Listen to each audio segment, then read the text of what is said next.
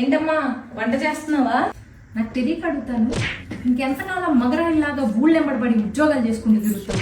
పెళ్లి చేసుకుని సాగు. అసలు ఆ పెళ్లి అనేది ఎంత మధురమైన అనుభూతో తెలుసా నీకు? అలా భర్త కోసం ఉద్యోగం నుంచి ఎప్పుడెప్పుడు వస్తాడా అని ఎదురు తగలెడుతున్నాను కదా ఇక్కడ వంట. మళ్ళీ ఎప్పుడెప్పుడు అని అడుగుతావేమిటి? ఆ ప్రాణాన్ని దాపరించాడు మొదనష్టపాడు. ఎప్పుడు చూసినా ఆఫీస్ నుంచి వచ్చి కుంభాలు మెక్కడమే గానీ ఏనాడైనా ఎంత కమ్మగా ఉండారు రాజ్యం మెచ్చుకున్న పాపాని పోయాడా? చిచి, నా కర్మకాలు పెళ్లి చేసుకున్నాను నేను. ఏం చెప్తున్నా నీకు? పెళ్లి ఎంత అద్భుతమైన అనుభూతో తెలుసా నీకు? భర్త కోసం భార్య కోసం. ఏందయ్యా వంట చేస్తుంటే నీ గోళ? ఎప్పుడు చూసినా కాళ్ళు నొక్కు చేతులు నొక్కు అనుకుంటూ రోగిష్టాన్ని ఇచ్చి పెళ్లి చేశారు మా అమ్మ వాళ్ళు, నా కర్మగారు. ఏం చెప్తున్నాను? పెళ్లి అనేది ఎంత మధురమైన అనుభూతి.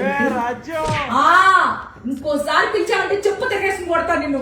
పిల్లని మహారాణిలా చూసుకునే మొగుడు వస్తాడు అనుకుంటే వంటింటి కుందేలు చేసి తగలడ్డా నేను.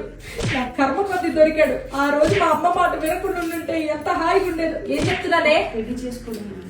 పెళ్లి ఈ కాలం పిల్లలకి పెద్ద ప్యాషన్ అయిపోయింది. ఒంటరిగా బతకడం, ఎవడి ఖర్చులు వాళ్ళు పెట్టుకోవడం, ఇదో బ్రతకానే.